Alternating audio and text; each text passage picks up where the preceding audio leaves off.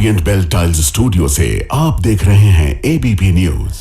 नमस्कार, मैं हूं आपके साथ चंदन सिंह। दोपहर के 1 बज रहे हैं और हम हाजिर हैं आज की तमाम बड़ी खबरों के साथ। महायुद्ध में ईरान की मदद करने का चीनी कनेक्शन सामने आया है। रिपोर्ट में खुलासा हुआ है कि ईरान चीन के जासूसी सैटेलाइट का इस्तेमाल हमलों के लिए कर रहा था। ये बड़ी खबर आ रही है।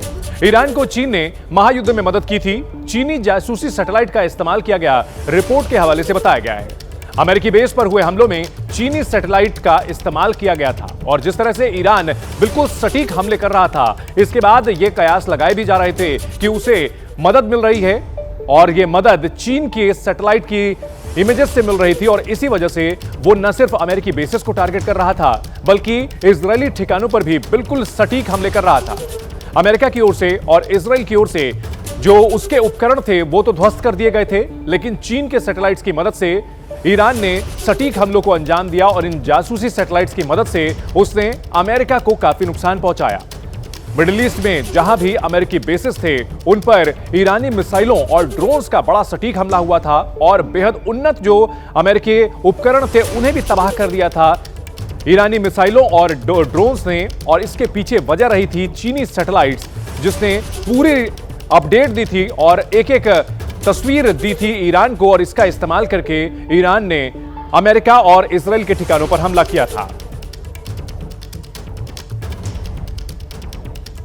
उधर चीन के राष्ट्रपति शी जिनपिंग ने पहली बार अमेरिका और ईरान पर जारी तनाव के बीच बयान दिया है और ट्रंप को घेरे में लेने की कोशिश जिनपिंग ने की है। चीनी राष्ट्रपति ने कहा है कि पश्चिम एशिया और खाड़ी क्षेत्र के देशों की संप्रभुता का सम्मान किया जाना चाहिए। जिनपिंग ने कहा कि सभी देशों, सुविधाओं और संस्थानों की सुरक्षा को प्रभावी ढंग से लागू किया जाना चाहिए और यहां पर यह भी कहा गया है कि पश्चिम एशिया और खाड़ी क्षेत्र के लिए एक साझा, व्यापक और टिकाऊ सुरक्षा ढांचा भी बनाया जाना चाहिए। तो जिनपिंग खामोश थे अमेरिका और ईरान के बीच जंग के बाद और अब जाकर उन्होंने चुप्पी तोड़ी है और चुप्पी तोड़ते हुए यहां एक तरह से अमेरिका को नसीहत दी है, घेरने की भी कोशिश की है। तो ये चीन की दोहरी चाल है। और एक बड़ी खबर इस बीच एक और आ रही है। यूएस के वित्त मंत्री स्कॉट बेसेंट ने धमकी दी है। अमेरिका के वित्त मंत्री की चीन को धमकी है, ईरान से तेल नहीं खरीद पाएगा चीन, अमेरिका ने कहा है। यूएस के वित्त मंत्री स्कॉट बेसेंट की धमकी। अमेरिका के वित्त मंत्री ने कहा कि चीन ईरान से तेल नहीं खरीद पाएगा। दरअसल हॉर्मुज में अमेरिका ने नाकेबंदी लगाई है और इसके साथ साथ यह भी कहा है कि चीन ईरान से तेल नहीं खरीद पाएगा। लगभग 1/3 चीन का जो कच्चा तेल है वो ईरान से सप्लाई होता है, बड़ा खरीदार है और चीन के खरीद की वजह से ही ईरान के पास पैसों की कोई दिक्कत नहीं होती और उसके तेल की ज्यादा से ज्यादा खरीद चीन के द्वारा ही की जाती है। और ऐसे में ईरान को घेरने के लिए और साथ ही साथ चीन पर भी कहीं ना कहीं नकेल कसने के लिए अमेरिका की ओर से यह बयान दिया गया।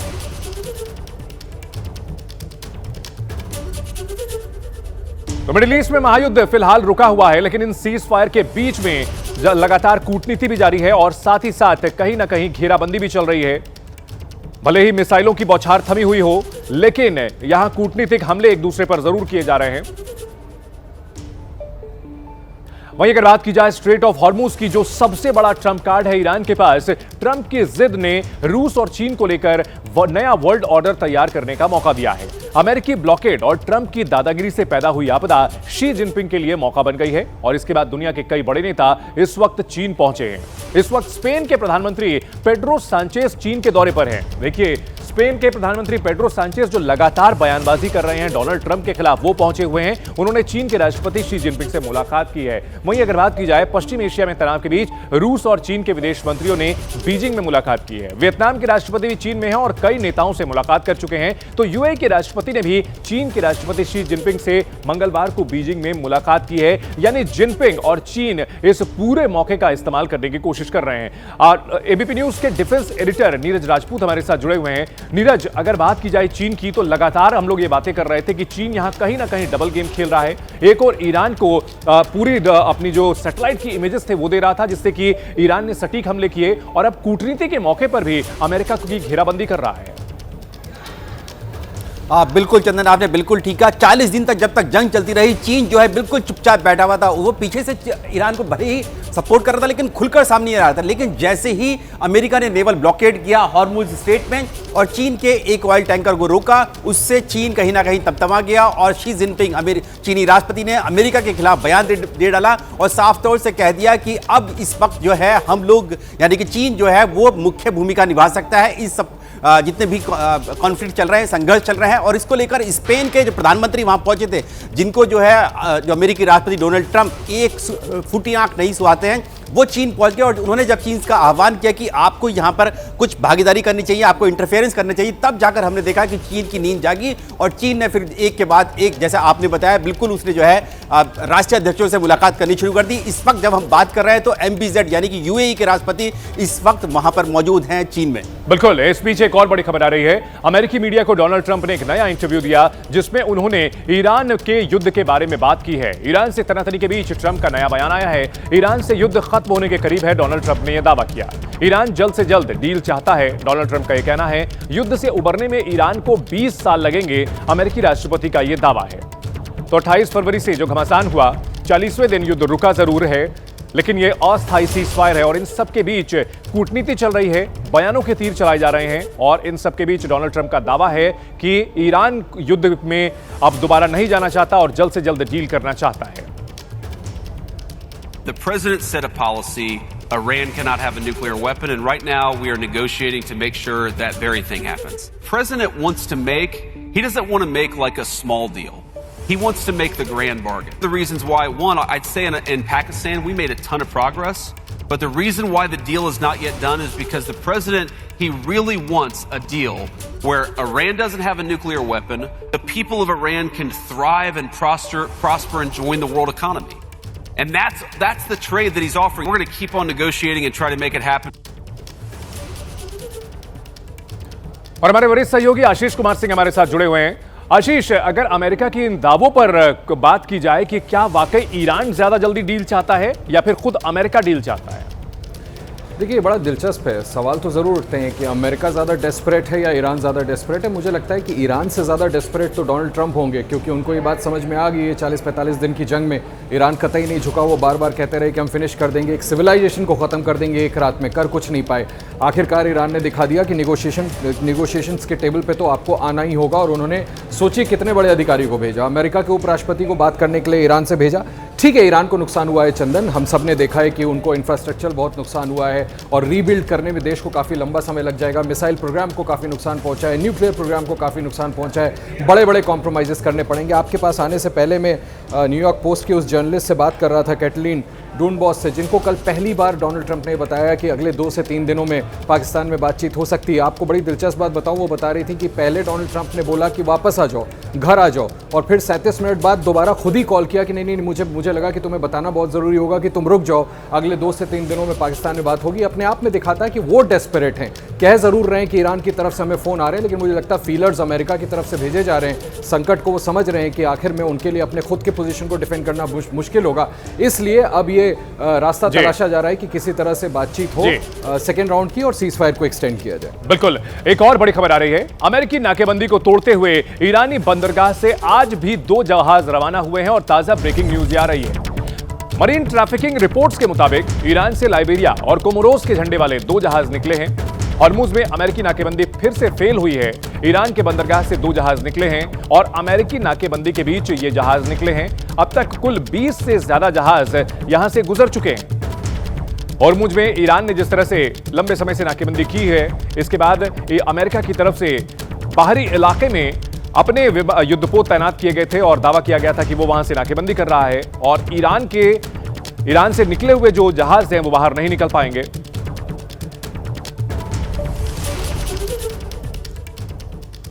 और ईरान को लेकर के, हॉर्मुज स्ट्रेट को लेकर के नीरज के पास चलते हैं। नीरज, आपके पास क्या जानकारी है?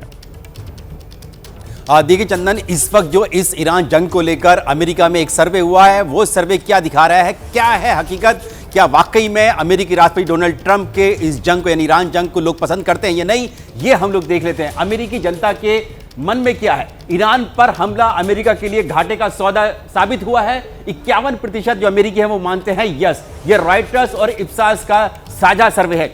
ईरान पर अमेरिका के हमले से सहमत हैं या नहीं है? 60% जो अमेरिकी हैं वो सहमत नहीं है, यानी कि अमेरिकी राष्ट्रपति डोनाल्ड ट्रंप के इस फैसले से।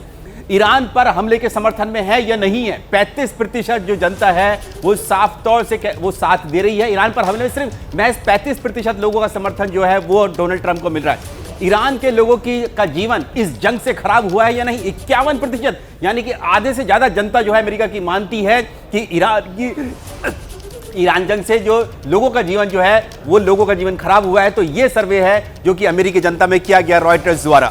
बिल्कुल।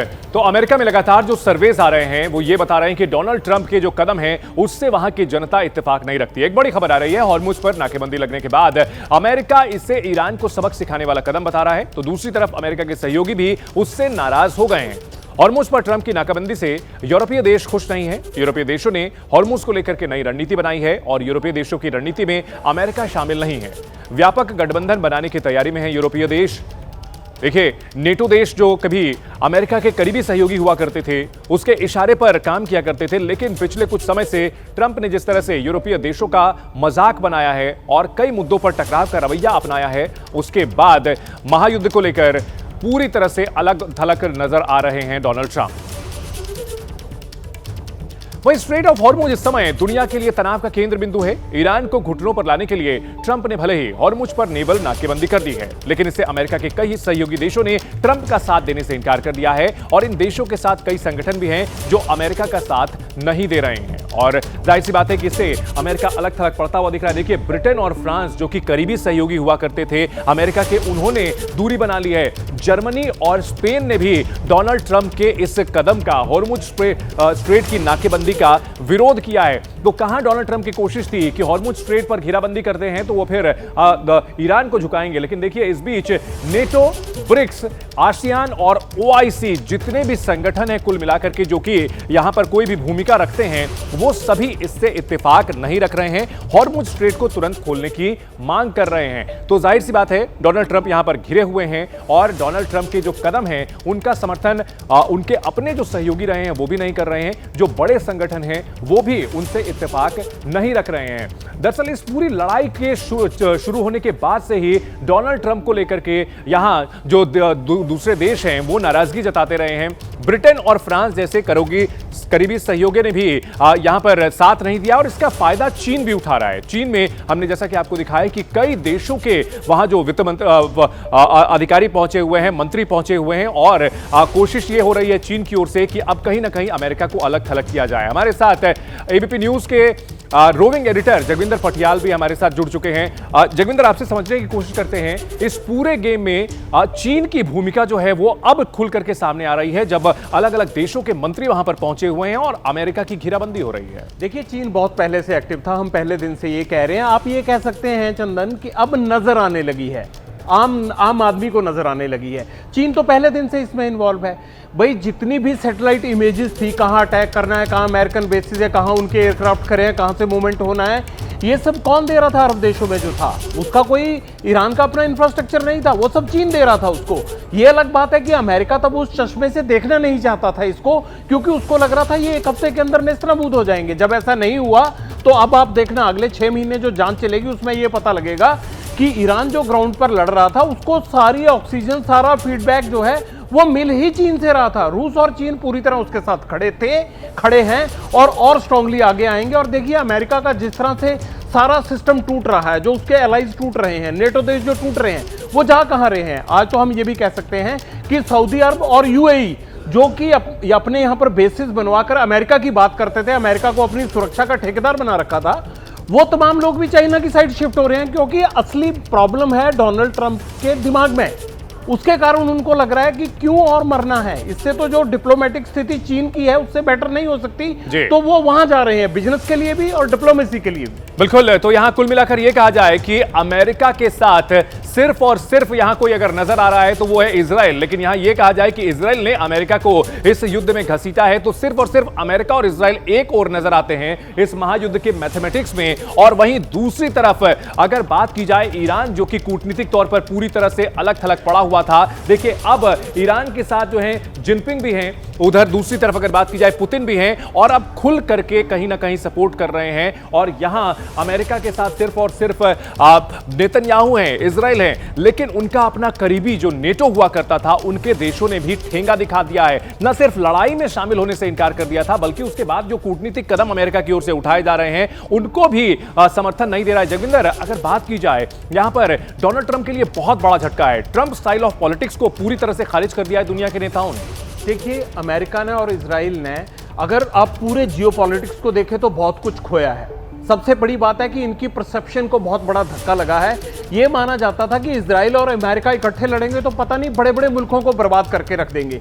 ऐसा हो नहीं पाया। इजराइल चलिए फाइटर की भूमिका में है, वो उसको छोड़ नहीं सकता, उसके पास कोई विकल्प नहीं है। जहां पे उसकी सिचुएशन है, जहां वो बैठा हुआ है इस वक्त, वहां पर लड़कर ही उसका गुजारा होता है। लेकिन अमेरिका ने हासिल क्या किया? आप एक चीज बता दीजिए। एक छोटे छोटे देश की तरह छोटे छोटे मसले पे अड़ रहा है, जाकर हॉर्मुज में खड़ा हो गया। जाके बताइए कि पिछले 24 घंटों में हासिल क्या किया हॉर्मुज में? किस लिए गया था? चीन का तेल रोकने के लिए गया था, रोक लिया।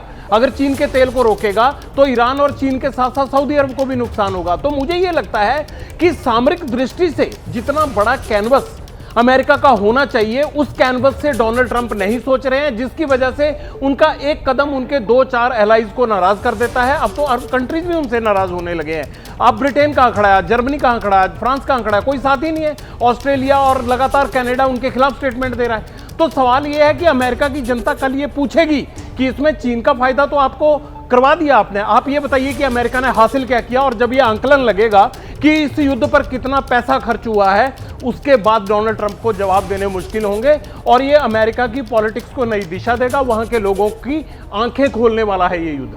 बिल्कुल। इन सब के बीच जाहिर सी बात है कि बड़ी खबरें भी लगातार आ रही है। हॉर्मुज स्ट्रेट को लेकर के अमेरिकी नाकेबंदी यहां पर फेल हो गई है। ईरान का एक और जहाज हॉर्मुज से गुजरा है। ईरान की न्यूज एजेंसी ने दावा किया है अब तक 23 जहाजों के गुजरने का दावा यहां से किया जा रहा है। दरअसल हॉर्मुज का जो अंदरूनी इलाका है वहां पर ईरान की ओर से नाकेबंदी की गई थी और इसकी वजह से पूरी दुनिया की अर्थव्यवस्था को काफी बड़ा झटका लगा था। और हॉर्मुज स्ट्रेट के जरिए ही कहीं ना कहीं अमेरिका बातचीत की टेबल पर आने को मजबूर हुआ था। इसके बाद जब पहले दौर की बातचीत नाकाम हो गई थी इस्लामाबाद में, तो अमेरिका की ओर से हॉर्मुज के बाहरी इलाके में नाकेबंदी करने का ऐलान किया गया था और कहा गया था ईरान से निकलने वाला एक भी जहाज जो है वो गुजरने नहीं देंगे। लेकिन फिर भी 23 जहाज गुजरने का दावा किया जा रहा है। नीरज के पास चलते हैं, समझने की कोशिश करते हैं। नीरज, अब अमेरिका कह रहा था कि एक भी ईरानी जहाज को नहीं गुजरने देंगे, दावा किया जा रहा है ईरान की ओर से कि 23 जहाज गुजरे हैं। ये क्या माजरा है? बिल्कुल। देखिए, जब अमेरिकी राष्ट्रपति डोनाल्ड ट्रंप ने नेवल ब्लॉकेड की बात की थी हॉर्मुज स्ट्रेट की, तब उन्होंने साफ तौर से कहा था कि जो ईरान के जितने भी बंदरगाह हैं वहां से एक भी जहाज बाहर नहीं जाने दिया जाएगा। लेकिन अभी हम देख रहे हैं पिछले 24 घंटे में 2 से 3 जहाज जो हैं वो ईरान के अलग अलग बंदरगाहों से बाहर निकले हैं, लरक आइलैंड यानी कि हॉर्मुज स्ट्रेट पहुंच चुके हैं और क्रॉस करने वाले हैं। और कुल मिलाकर कुल 20 जहाज जो हैं, 20 से ज्यादा जहाज जो हैं पिछले 24 घंटे में, कमर्शियल शिप्स हैं, ये सब बाहर निकल गए हैं। तो ऐसे में साफ तौर से दिखाई देता है कि यूएस नेवी जो हॉर्मुज स्ट्रेट ओमान की खाड़ी में नेवल ब्लॉकेड करना चाहती थी, शायद वो कहीं ना कहीं नाकाम रही है। वो शायद अपनी सुरक्षा में ज्यादा है, क्योंकि उनका पूरा कैरियर बैटल ग्रुप जो है इस वक्त यहां मौजूद है, तो वो अपनी सुरक्षा में लगी हुई है, बजाय इसके इस हॉर्मुज स्ट्रेट से जो शिप निकल रहे हैं बाहर। यहां हम देख रहे हैं कि लरक आइलैंड में यहां पर ईरान का जो जहाज है वो यहां तक पहुंच गया अपने बंदरगाह से निकल के। जबकि अमेरिकी नौसेना ने क्या कहा था कि जितने भी बंदरगाह हैं, बंदर अब्बास हो या दूसरे जो जितने भी उनके तटीय इलाकों में बंदरगाह हैं, उन सबसे बाहर नहीं निकलने दिया जाएगा। ये देखिए, ये हॉर्मुज में ईरान पावरफुल क्यों है, ये हम बताने जा रहे हैं। यहां पर पावरफुल क्यों है? क्योंकि द्वीप समूह, यहां केशम आइलैंड है, लारक आइलैंड है, हॉर्मुज आइलैंड है। नंबर 2, उनका जो मिसाइल सेंटर्स हैं वो सब इसी इलाके में है। यहां पर ये देखिए, हम यहां पर देखते हैं, यहां पर शिराज है, यहां पर बंदर अब्बास है, यहां पर पावर 3 नेवी। हालांकि नेवी को बहुत नुकसान हुआ, उस सब के बावजूद उनके पास अटैक जो है आत्मघाती बोट्स हैं जिनसे वो अटैक करते हैं। नंबर 4, अंडर वाटर ड्रोन, जिनके पास अंडर वाटर ड्रोन यानी पानी के अंदर से भी अटैक कर सकते हैं। और पावर 5 जो है बारूदी माइंस यहाँ हॉर्मुज स्ट्रेट में लगाई हुई। तो ये पावरफुल है ईरान की नौसेना यहाँ हॉर्मुज स्ट्रेट में। बिल्कुल। और इन सब के बीच एक और यूरोपीय देश ने डोनाल्ड ट्रंप के हॉर्मुज में नाकेबंदी का विरोध किया है। इटली के पीएम जॉर्जिया मेलोनी ने मांग की है कि हॉर्मुज स्ट्रेट को फौरन खोला जाए। मेलोनी ने मिडिल ईस्ट महायुद्ध का भी विरोध किया था और ट्रंप की ओर से पोप लियो को लेकर जो बयान दिया गया है उसकी भी निंदा की है। तो देखिए, स्पेन की ओर से जैसे पहले से ही बयानबाजी की जा रही थी ट्रंप के खिलाफ, और अब इटली की पीएम जॉर्जिया मेलोनी ने भी काफी आलोचना की है। और इस बड़ी खबर पर एबीपी न्यूज संवाददाता शिवांक भी हमारे साथ बने हुए हैं। शिवांक, जैसा कि हम देख रहे हैं एक के बाद एक ऐसे देश जो कि कभी अमेरिका के सहयोगी हुआ करते थे, अब अमेरिका की आलोचना कर रहे हैं। तो ऐसे में माना जाए कि ट्रंप अकेले पड़ चुके हैं और इसी वजह से कहीं ना कहीं वो बातचीत की टेबल पर जल्दी जल्दी आ रहे हैं। जी बिल्कुल, देखिए सबसे बड़ा कारण ही यही है ट्रंप के साथ कि ट्रंप पूरी तरह से इस वक्त अकेले हो चुके हैं। वही सऊदी अरब, वही कतर जो अब तक ट्रंप के साथ इस पूरी जंग में ईरान के मिसाइल हमले झेल रहे थे। जब से ट्रंप ने नेवल ब्लॉकेड का ऐलान करा है, यही कतर, यही सऊदी अरब लगातार अमेरिका के ऊपर यह दबाव बना रहा है कि जी आप नेवल ब्लॉकेड खोले और जो पूरा मैरीटाइम एक्सेस है, मैरीटाइम ट्रैफिक को आप जाने दें। तो आप खुद सोचिए कि यही कतर और अबू धाबी, माफ कीजिएगा, यूएई और कतर, ये और सऊदी अरब, ये सभी ट्रंप के साथ इस पूरी जंग में पिछले 1 महीने से थे। लेकिन ट्रंप ने जब से नेवल ब्लॉकेड का ऐलान करा है, तब से, उससे पहले उनके साथ यूरोप नहीं था और अब उनके साथ अरब मुल्क भी नहीं है। तो ट्रंप पूरी तरह से अलग थलग पड़े हुए हैं। सिर्फ और सिर्फ एक इजराइल है जो ट्रंप की हाँ में हाँ इस वक्त मिला रहा है। जी बिल्कुल। इन सबके बीच जगविंदर जी, अगर बात की जाए, डोनाल्ड ट्रंप को कोई समझाए कि अकेला चना भाड़ नहीं फोड़ सकता, ये कहावत जो है कितनी सटीक बैठती है। और उनके ऊपर भी, भले ही आप अमेरिका हो, भले ही आप सबसे बड़ी सुपर पावर हो, लेकिन फिर भी आपको बाकी सहयोगियों के साथ भी बात करनी पड़ेगी। किसी से पूछते नहीं है, किसी से कुछ जो है विमर्श नहीं करते और एक तरफा कदम उठाते हैं और उसका खामियाजा उठाना पड़ रहा है उन्हें। आपको लगता है कि डोनाल्ड ट्रंप को कोई समझा सकता है? वो तो दुनिया को समझाने पे तुले हुए हैं। अगर ऐसे आदमी को ये कह दिया जाए कि आपको ये सब चीजें करनी चाहिए, तो मुझे लगता है कि सबसे पहले वो उसी का गला काटेंगे जो उनको ये बात समझाएगा। बहुत बादाम और घी खाना पड़ेगा उनको ये सब चीजें समझाने के लिए। जॉर्जिया मेलोनी की बात कर रहे थे आप, पता क्या हुआ इटली में? इटली में विपक्ष ने जॉर्जिया मेलोनी के नाम पर तालियां बजवाई कल हाउस में, और विपक्ष के लोगों ने कहा कि जिस तरह से इटली के प्रधानमंत्री ने स्टैंड लिया है डोनाल्ड ट्रंप के खिलाफ, वो वाकई ही एक मिसाल के लायक है। तो डोनाल्ड ट्रंप पता नहीं कितने और लोगों को हीरो बनाने पर तुले हुए हैं। बिल्कुल।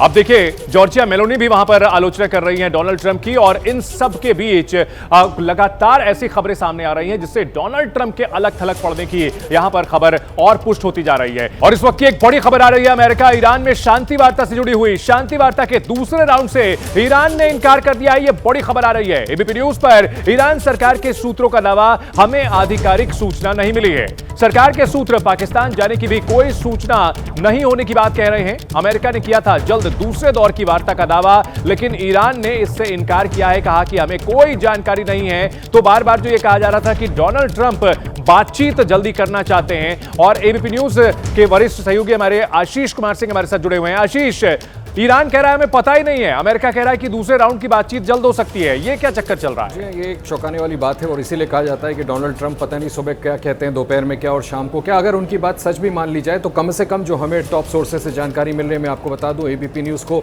ईरान सरकार के सूत्रों ने यह कहा है कि अभी तक ये तय नहीं है कि ईरान का डेलीगेशन कब पाकिस्तान भेजना है या नहीं भेजना है। यानी कम से कम तो ये तय आप मान के चलिए कि तारीख फिलहाल शायद तय नहीं है, और जो आखिरी खाका या ड्राफ्ट जिसको लेकर के दोनों पक्ष सहमति बना करके वहाँ मिलें ताकि उसका ऐलान कर दिया जाए, शायद उस पर अभी तक सहमति नहीं बनी है। इसलिए ईरान गवर्नमेंट के टॉप सोर्सेज ने हमसे कहा है फिलहाल ये तय नहीं है, इसकी कोई आधिकारिक जानकारी या पुष्टि नहीं है कि वो पाकिस्तान का दौरा कब करेंगे। जी, तो इस्लामाबाद टॉक्स फेल होने के बाद अगर ट्रंप के नैरेटिव को डिकोड करें तो साफ समझ में आता है कि इस पूरी कहानी में ट्रंप एक तरफ अपनी बढ़त दिखा रहे हैं तो दूसरी तरफ ईरान को विलन बताने से भी नहीं चूक रहे।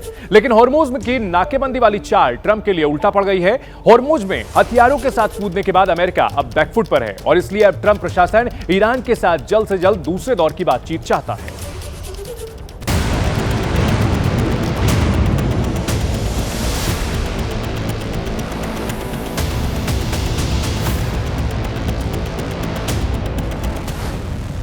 क्या ट्रंप ईरान के सामने पस्त पड़ गए हैं? ईरान से जंग के दौरान लगातार बयान बदलने वाले ट्रंप ने अब नया शिकूफा छोड़ा है।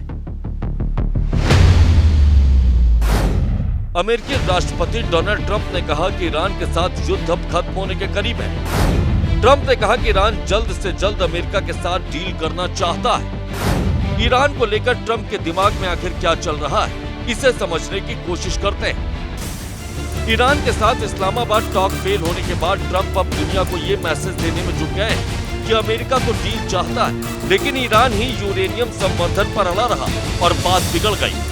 ट्रंप दुनिया को ये बताना चाहते हैं कि ईरान से जंग खत्म करने के लिए ही अमेरिकी राष्ट्रपति जेडी वेंस ने इस्लामाबाद टॉक में शिरकत की, लेकिन ईरान की न्यूक्लियर जिद की वजह से डील क्लोज नहीं हो सकी। इस तरह के नैरेटिव से डोनाल्ड ट्रंप खुद को मिडिल ईस्ट और वेस्ट एशिया में शांति का हिमायती साबित करने में जुटे हुए हैं और इस तरह से अमेरिका लगातार ईरान पर दबाव की रणनीति बनाने की कोशिश में जुटा हुआ है। The president set a policy. Iran cannot have a nuclear weapon, and right now we are negotiating to make sure that very thing happens. President wants to make, he doesn't want to make like a small deal. And that's the trade that he's offering. We're going to keep on negotiating and try to make it happen. Hormuz में अमेरिकी नाकेबंदी, middle east पश्चिम Asia में तनाव के बीच America Iran के बीच दूसरे दौर की बातचीत की तैयारियां तेज हो गई। अमेरिकी राष्ट्रपति डोनाल्ड ट्रंप ने ईरान से जल्द बातचीत के संकेत दिए हैं। ट्रंप के मुताबिक ईरान से दूसरे दौर की वार्ता भी इस्लामाबाद में ही होगी। खबर है कि इस्लामाबाद टॉक चैप्टर 1 की तरह इस बार भी अमेरिकी डेलीगेशन की अगुवाई उपराष्ट्रपति जेडी वेंस ही करेंगे। उनके साथ स्टीव विटकॉफ, जेरेड कुशनर भी अमेरिकी डेलीगेशन का हिस्सा हो सकते हैं। तो एक चीज तो साफ है कि अमेरिका बातचीत चाहता है और जैसा कि डोनाल्ड ट्रंप भी कह रहे हैं, लेकिन ईरान से जुड़े हुए जो सूत्र हैं वो ये बता रहे हैं कि ईरान को कोई इंफॉर्मेशन नहीं है। जगविंदर, ईरान की ओर से बातचीत को लेकर कोई हड़बड़ी नहीं जताई जा रही है और अमेरिका की ओर से बेसब्री दिखाई जा रही है और ये एक मैसेज साफ साफ नजर आता है। बम गिरा लिए, आदमी मार दिए, अब और क्या करेंगे? बातचीत ही करेंगे और बचा क्या है विकल्प? इसके अलावा कुछ चारा होता तो वो भी अपना लेते। इसीलिए डोनाल्ड ट्रंप किसी ना किसी चीज में फंस कर अपने निकलने का रास्ता ढूंढ रहे हैं। उनको ये फेस सेविंग चाहिए कि भैया ये 4 चीजें थी जिसमें सबसे बड़ी बात थी, जिस चीज को लेके वो ईरान में घुसे थे, वो क्या थी कि भाई ये तो परमाणु हथियार बना रहा है, उसको निष्क्रिय करना है। अब उसी मुद्दे पर बाहर निकलना चाहते हैं। आज उन्होंने कहा कि बड़ी अच्छी डील है हमारे पास और उससे ईरान अपने आप को रिबिल्ड कर सकता है। रिबिल्ड करने के लिए तो पहले ही रूस और चीन तैयार है उसको, लेकिन आपने अगर ये कह दिया कि बड़ी अच्छी डील है तो भैया उसकी मुआवजे की जो मांग थी उसको आपने जायज ठहरा दिया ना कि उसको मुआवजा चाहिए। मुआवजा कौन देगा? खाड़ी देश देंगे, अमेरिका देगा, इजराइल देगा, कौन देगा? तो ट्रंप अपनी बात को खुद ही कंट्राडिक्ट कर देते हैं अगले दिन। बिल्कुल, और ये कोई हैरानी वाली बात नहीं है, इस तरह से लगातार होता भी रहा। लेकिन नीरज, ईरान की अगर बात की जाए तो ईरान इस बातचीत को लेकर के कोई यहां पर बेसब्री नहीं दिखा रहा है, बड़े ही धैर्य से चल रहा है। इसकी क्या वजह देखते हैं? बिल्कुल साफ कहा, बिल्कुल सही कहा आपने चंदन। हमें जो दिखाई दे रहा है कि जो खामनेई प्रशासन है, शासन है, वो इस बार की सेकंड राउंड की टॉक्स को लेकर बहुत ज़्यादा हम लोग देख रहे हैं कि एंथुसियाज्म नहीं दिखाई दे रहा है। अमेरिका की तरफ से दिखाई दे रहा है, यानी कि जो अमेरिका राष्ट्रपति है डोनाल्ड ट्रंप कह रहे हैं कि खामनेई जो प्रशासन है या ईरान है वो डेस्परेट है, जबकि डेस्परेट जो है वो अमेरिकी राष्ट्रपति दिखाई दे रहे हैं। ये चुपचाप बैठे हुए हैं यहाँ पर। इन्होंने फर्स्ट राउंड में ही क्लियर कर दिया कि हमारी जो 8-10 मांगे हैं उनमें से 8 मांगे पूरी हो चुकी हैं। 2 जो मांगे हैं जो कि अमेरिका की तरफ से कही गई थी हॉर्मुज स्ट्रेट को लेकर, और दूसरी जो परमाणु संवर्धन है उसको लेकर कि आपका जो 460 किलो जो एनरिच यूरेनियम है वो कहां पर है वो हमें दे दीजिए, उसके लिए तैयार नहीं हुए। ये दोनों शर्त अगर मान लेगा, अमेरिका मान लेगा, तो ये ईरान भी तैयार हो जाएगा इस वार्ता के लिए, इसीलिए ये चुपचाप बैठे हुए हैं। बिल्कुल, देखिए हॉर्मुज की लड़ाई सिर्फ ट्रंप और ईरान के बीच की मानी जा रही थी, लेकिन अब इस सीन में चीन की भी एंट्री हो गई है और चीन ने खुलेआम अमेरिका को ललकारते हुए कहा कि हॉर्मुज पर किसी दूसरे देश की दादागिरी कबूल नहीं हो सकती। चीन ने अमेरिका को अपनी ताकत का ट्रेलर भी दिखा दिया है। जब अमेरिकी नौसेना हॉर्मुज की नाकेबंदी कर रही थी, ठीक उसी वक्त चीन का विशालकाय जहाज अमेरिकी चक्रव्यूह को चीरते हुए हॉर्मुज से पार निकल गया। सवाल है कि क्या हॉर्मुज में चीन की यह हुंकार नए वर्ल्ड ऑर्डर की शुरुआत है?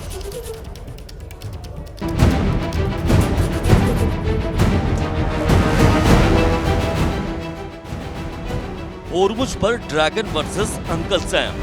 होर्मुज पर बढ़ता तनाव अब सिर्फ अमेरिका और ईरान की जंग नहीं रह गया है, बल्कि ये सीधे तौर पर चीन के दबदबे और उसकी इकोनॉमिक लाइफलाइन का इम्तिहान भी बन चुका है। चीन ने अमेरिका को होर्मुज स्ट्रेट में नाकाबंदी लगाने के खिलाफ चेतावनी दी है। चीन ने अमेरिका को डायरेक्ट मैसेज देते हुए कहा है कि उसके जहाज पहले की तरह होर्मुज से गुजरते रहेंगे और कोई भी ताकत इसमें दखलंदाजी करने की कोशिश बिल्कुल न करे। चीन के रक्षा मंत्री एडमिरल डोंग जून ने कहा कि ईरान के साथ चीन के व्यापार और ऊर्जा समझौते हैं और इसीलिए स्ट्रेट ऑफ होर्मुज चीन के जहाजों के लिए खुला रहेगा। चीन ने जोर देकर कहा कि ईरान के साथ उसके द्विपक्षीय संबंध और व्यापारिक रिश्तों में किसी तीसरे देश को दखल देने की इजाजत नहीं दी जा सकती। एडमिरल डोंग जून ने आगे कहा कि चीन ये उम्मीद करता है कि दूसरे देश इस मामले में दखलंदाजी नहीं करेंगे। चीन का ये बयान महज एक कूटनीतिक टिप्पणी नहीं, बल्कि ट्रंप सरकार को सीधी चेतावनी। अमेरिकी नौसैनिक के ब्लॉकेट के बावजूद चीनी जहाज रिच स्टेरी ने होर्मुज स्ट्रेट को पार कर लिया और फारस की खाड़ी के रास्ते अब अरब सागर तक पहुंच गया। इस तरह अमेरिकी नाकेबंदी के बीच होर्मुज स्ट्रेट पार करने वाला पहला जहाज बन गया चीन का रिच स्टेरी। ऐसा करके चीन ने दिखा दिया कि होर्मुज के रास्ते में उसके और ईरान के बीच कोई तीसरी ताकत दखल नहीं दे सकती। जब अमेरिका स्ट्रेट ऑफ होर्मुज की घेराबंदी कर रहा है, तब चीन का अपने हितों की रक्षा की बात करना क्या न्यू वर्ल्ड ऑर्डर की आहट है? इसे ऐसे समझते हैं। चीन दुनिया का सबसे बड़ा तेल आयातक है और उसका एक बड़ा हिस्सा ईरान से आता है। ऐसे में होर्मुज पर अमेरिका की नाकेबंदी चीन की इकोनॉमी का गला घोटने जैसा है। चीन इसे फ्रीडम ऑफ नेविगेशन के नाम पर अमेरिका की धमकी मान रहा है और इसीलिए ये संकेत मिल रहे हैं कि चीन होर्मुज पर अमेरिका की दादागिरी बिल्कुल मानने के मूड में नहीं है। ईरान में आने जाने वाले जितने भी वेसल्स हैं, जिसमें कोई भी बेलिजरेंट एक्टिविटीज की सस्पेशन अगर अमेरिका को होगी तो वो उन्हें रोकेगा, और जो बाकी शिप्स हैं जो दूसरे गल्फ कंट्रीज में जा रहे हैं उनको वो फ्रीडम ऑफ नेविगेशन की श्योरिटी देगा। ये ब्लॉकेट का मतलब है। तो क्या होर्मुज को लेकर चीन और अमेरिका में टकराव बढ़ेगा? होर्मुज को लेकर चीन अमेरिका को खुली चेतावनी जरूर दे रहा है, लेकिन ड्रैगन के मन में मलक्का स्ट्रेट को लेकर भी कहीं ना कहीं डर बैठा हुआ है। चीन का लगभग 80% तेल आयात और बड़ा व्यापार मलक्का रूट से ही होता है। मलक्का स्ट्रेट चीन के ऑयल रूट के लिए सबसे बड़ा चोक पॉइंट जैसा है। चीन हमेशा से डरता रहा है कि युद्ध की स्थिति में अमेरिका मलक्का स्ट्रेट को ब्लॉक कर देगा। मलक्का स्ट्रेट हिंद महासागर और प्रशांत महासागर को जोड़ता है और दुनिया के सबसे व्यस्त समुद्री मार्गों में से एक है। अमेरिका का इस इलाके में भारी नौसैनिक दबदबा है, इसीलिए चीन को डर है कि अगर मलक्का रूट को अमेरिका ब्लॉक कर देगा तो चीन की अर्थव्यवस्था चरमरा जाएगी। Bureau report, ABP news.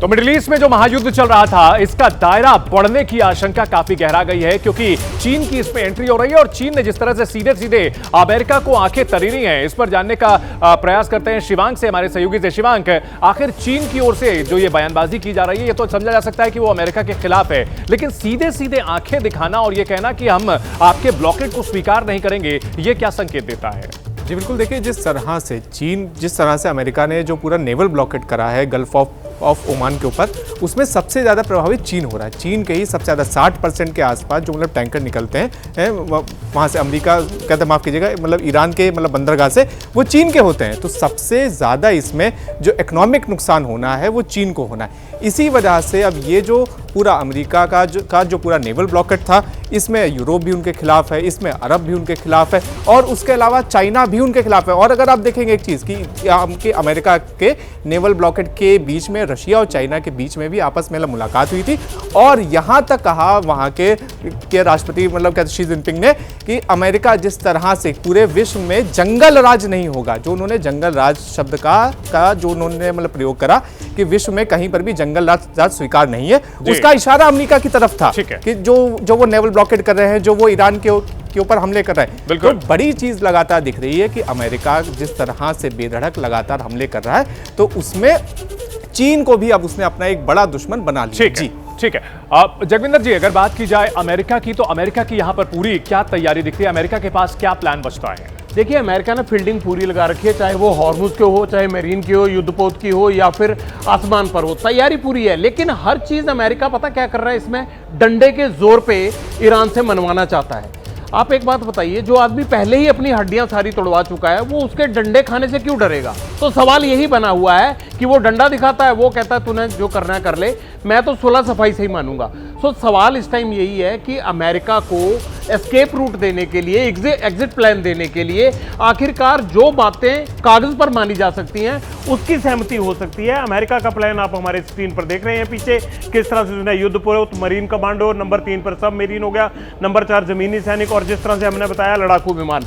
ये तैयारी पूरी है, अमेरिका तैयारी में कम नहीं है। लेकिन सवाल यह है कि इसकी तैयारी से ना इसके सहयोगी इत्तेफाक रखते हैं, ना नेटो इत्तेफाक रखता है और ना ही इसके दुश्मन इत्तेफाक रखते हैं। यहां तक कि इजराइल ने भी उसको डिट्टो नहीं किया है। तो बड़ा सवाल यह है कि अमेरिका अकेला कब तक अपने आप को यहां पर रख पाएगा। एक दिन निकलना ही पड़ेगा पतली गली से। बिल्कुल।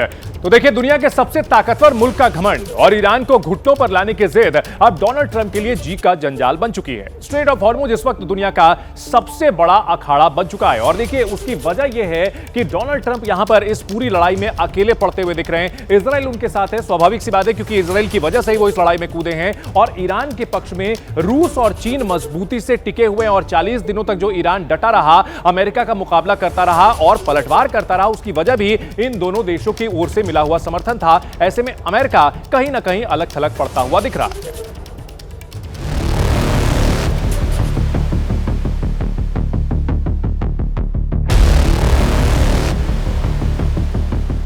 ईरान को घुटनों पर लाने और होर्मुज को कंट्रोल करने के लिए ट्रंप ने अपनी पूरी ताकत झोंक दी है। ट्रंप प्रशासन का दावा है कि होर्मुज में परिंदा भी पर नहीं मार सकता, लेकिन ग्राउंड जीरो से जो खबरें सामने आ रही हैं, वो अमेरिकी दावों की धज्जियां उड़ा रही हैं। अमेरिकी नेवी की नाक के नीचे से 20 से ज्यादा जहाज उसकी नाकेबंदी को ठेका दिखाकर आगे निकल गए। उधर सच जाने के बावजूद अमेरिकी सेंट्रल कमांड यानी कि सेंटकॉम ने दावा किया कि बीते 24 घंटे के दौरान एक भी जहाज अमेरिकी नाकेबंदी को पार नहीं कर सका और 6 जहाजों को वापस लौटा दिया गया। सेंटकॉम के मुताबिक अमेरिका के 10,000 से ज्यादा नेवल कमांडो और एयरफोर्स के जवान, 1 दर्जन से ज्यादा युद्धपोत और दर्जनों विमान स्ट्रेट ऑफ होर्मुज में जहाजों की नाकेबंदी के मिशन को अंजाम दे रहे हैं। एक तरफ ट्रंप होर्मुज की नाकेबंदी कर रहे हैं तो दूसरी तरफ वो विश्व मंच पर अलग थलग पड़ते जा रहे हैं। होर्मुज को लेकर यूरोप पहले से ही अमेरिका से दूरी बनाए हुए था। वहीं अब एशिया में भी सबसे बड़े सहयोगी दक्षिण कोरिया ने भी ट्रंप को डायरेक्ट मैसेज दे दिया है। साउथ कोरिया ने साफ कर दिया है कि होर्मुज की नाकेबंदी सही नहीं है। होर्मुज में 26 कोरियाई तेल टैंकर फंसे हैं। जो जल्दी नहीं निकले तो कोरिया में तेल का संकट बढ़ जाएगा। इसके अलावा अमेरिका के खास दोस्त कतर ने भी जल्द होर्मुज खुलवाने की मांग की है। यानी अमेरिका अब अपने ही बिछाए जाल में फंसता जा रहा है। देखिए, हॉर्मुज को लेकर के ऑफ कोर्स अमेरिका पूरा नैरेटिव ये बना चुका है कि सब कुछ के लिए ईरान ही विलेन है। तो ट्रंप ने अपने रीजंस बनाए हैं ईरान को विलेन बनाने में, ट्रंप और इजराइल दोनों ने मिलकर के।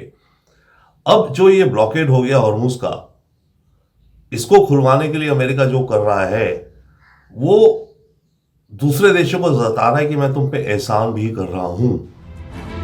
उधर अमेरिका के सबसे लाडले सहयोगी इजराइल को यूरोप से बड़ा झटका लगा। इटली ने ऐसा कदम उठाया है जिसकी कल्पना ट्रंप ने नहीं की होगी। इटली ने इजराइल के साथ सैन्य सहयोग समझौते को निलंबित कर दिया।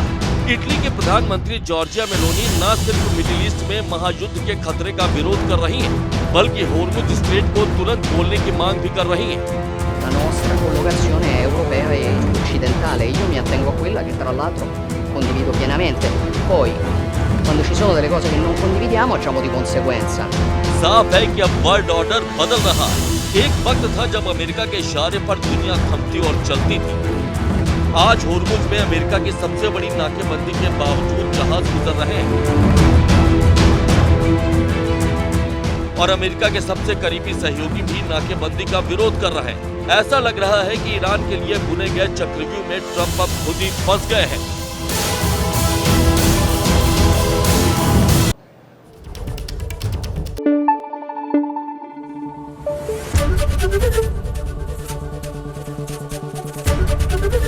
एबीपी न्यूज आपको रखे आगे।